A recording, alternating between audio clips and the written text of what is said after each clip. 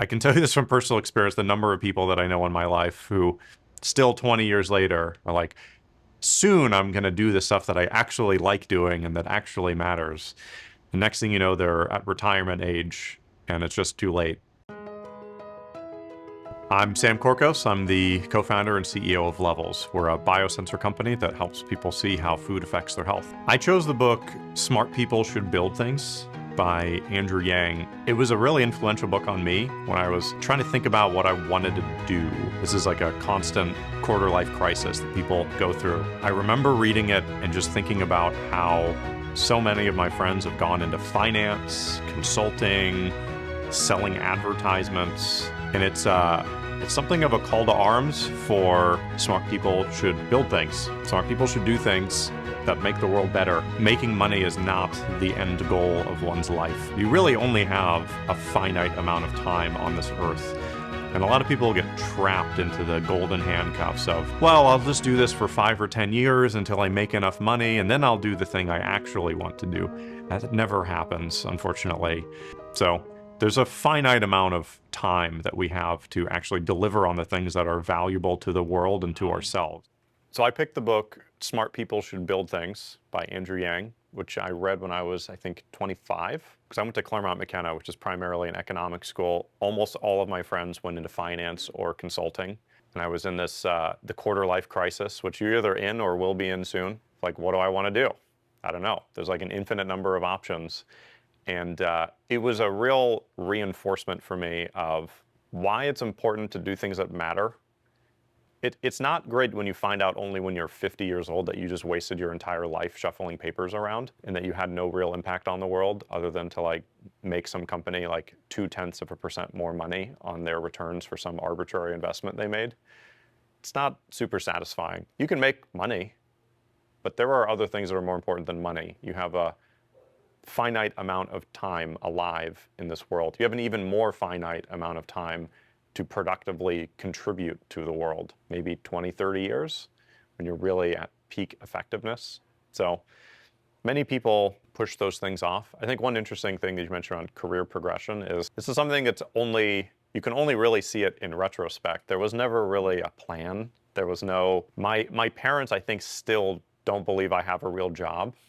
This is just like part of being an entrepreneur. I think it was not that long ago that my parents would ask me like, so when are you going to get a job at a company that we've heard of? So like sending me job openings at Hewlett Packard in Sacramento. It's like, hey, you know, they have open roles here in case you want to get a job. So it's just it's a different path. I think very tactically, if you want to go down the route of entrepreneurship and making really big bets and taking a lot of risk, keeping your expenses very low is important because when you start accumulating expenses, it limits your life options. When you have a lot of overhead, it's like, yeah, I can only take a job where I make at least $300,000 a year. And at that point, you've kind of limited your options. And suddenly finance looks really attractive and just like sitting in middle management and coasting. So I think just that constant reminder that leadership really matters.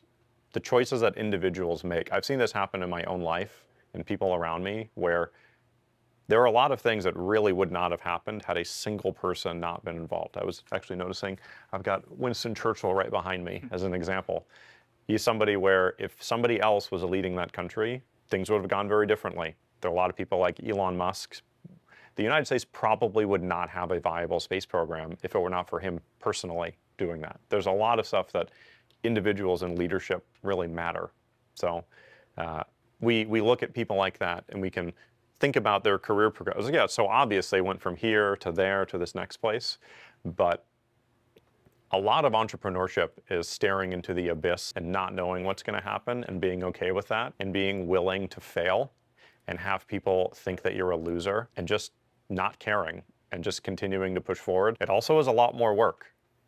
I probably average, certainly through all of my 20s, at least 80 hours a week, maybe 90 or 100 hours a week pretty regularly. And I track this stuff religiously in my calendar, so actually I have the receipts.